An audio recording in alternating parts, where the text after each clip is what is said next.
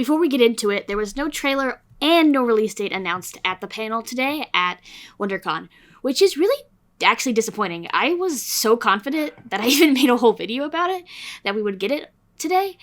I do apologize for that. This is kind of unprecedented for how long they've been pushing this season back. Granted, they've already said it's been done for a while, and they've been releasing like really intense content and hyping it up a lot, but they haven't been giving us stuff to be hype about. Now, anyway, we did get some cool information today, so feel free to click off if that's all you wanted to hear, but we did get some cool lore drops and some Q&A and a little bit more about the first episodes of season 6.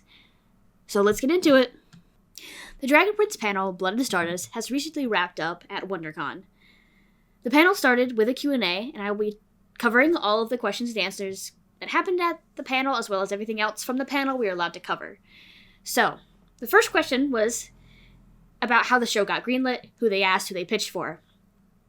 So apparently, Nickelodeon loved their pitch, because, Aaron worked on Avatar, so he's worked with them before. Amazon Prime did not want to show like the Dragon Prince at the time, which I think is kind of interesting, but it makes sense in a way. Disney apparently liked the pitch, but said no because it wasn't Star Wars or Marvel related. That's so funny to me. Anyway, Netflix also loved it because they wanted their own Avatar type show to put them ahead kind of in the game. So it was between Nickelodeon and Netflix, but eventually Netflix won out, and I kind of wonder how that happened. Like, why did they choose Netflix over Nickelodeon? Imagine if the show was on Nickelodeon. That would be kind of crazy. Anyway, was the story getting darker over the years intentional, was a question. The answer was, yes, this was planned somewhat, and somewhat due to writing the final scenes during COVID. So, blame the show getting darker because everyone was writing during COVID, and they were very sad, I guess. It was a rough time. Anyway, the next one is a out-of-context Rutari spoiler, which is, Athari has been growing his hair long. I wonder what that means. Just, like the time passing, or maybe some sort of mourning ritual for Moonshine Wilds. Anyway, moving on. There's also 3 more answers to some more questions. Rayla is still ghosted at her home, as we saw in season 3, where, no one could see her in her village. We apparently will learn some stuff about Callum's birth father in season 6, which I find interesting, considering we have established that he's a human, and Callum barely knew him, but maybe we'll get more Sari background, maybe? I want to see Sari. I miss her. And unfortunately, we will have to wait and see if the Moon Fam reunites in season 6. The Moon Fam being Rayla and Rayla's, parents and Runan and Atari. Now, they're watching the first episode of season 6, which I've covered what we were allowed to cover in my previous video, so if you want to go watch that and see what the first episode's about. However, they're showing another 6 new minutes of content that they did not show at the San Diego Comic-Con. And apparently they're blaming Aaron that they can't talk about it because they made them take an oath. I'll put the oath up here on screen. It's so funny to me. I'm gonna read it out for y'all because it's so funny. Crown Guard's oath. By the crown of Catullus, I swear with utmost seriousness and solemnness to keep the secrets revealed today very, very secret. I will not tell little birds about them. I will not post them on the courtyard notice board. I will not depict them in cryptic paintings. Should I break this oath, may my name become Ratty McSnitch, may my armor never shine, and may all my Jaredly tarts taste forever of dirt. It's so funny. It's so funny to me. I understand, because apparently this gets really intense. I'm assuming this is some content either about Viren, about Claudia. Maybe it's the full scene with Claudia and Terry that we got in the earlier trailer.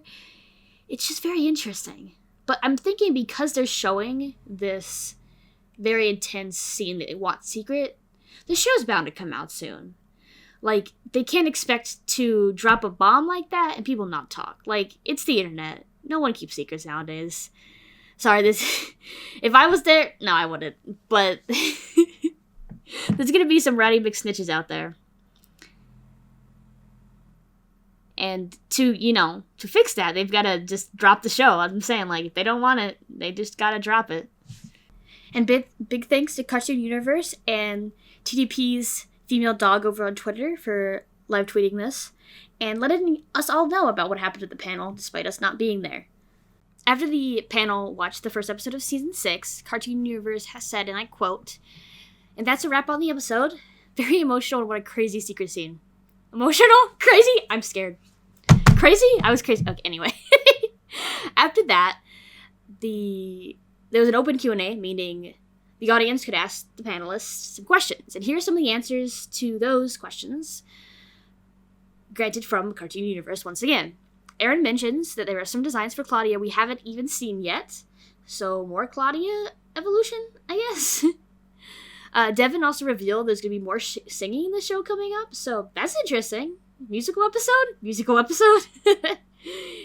Anyway, another question was, why does Zim bark like a dog?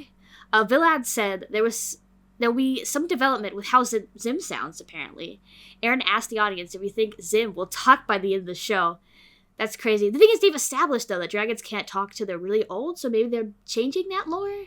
I think it'd be interesting. And also, Devin said that she will be working on more short stories. So everyone who's been missing the short stories, don't worry, there will be more coming out. That's a wrap of the panel. As mentioned before, we did not get a trailer or a release date, which really sucks, because I've been in this fandom since before the show came out, and the pattern of how they do things was like this, so it's weird they're doing it different this time. I'm praying we don't wait two years for this. Granted, they did promise 2024, but like they could do December 31st, 2024, and not have lied to us. I really hope it's not. I really hope it's coming this summer, August even. Like, I'll take it. I'll take anything. But sorry, guys. I know it's not my fault, but it kind of sucks. Anyway, I hope you guys enjoyed the Q&A, though. I thought that was kind of interesting. I always love hearing what happens at the panels. Also, apparently in Season 6, Rayla had a really cool ponytail. It kind of looked like her original concept art. So here's a picture of that. Thanks to Dragon Princess Feeble Dog again. Also, your username. Kind of iconic. So thanks for watching the video. And I hope to see you guys in the next one. Appreciate y'all. And you guys have an amazing day. You're really great and amazing. And we'll get through this together. Go team.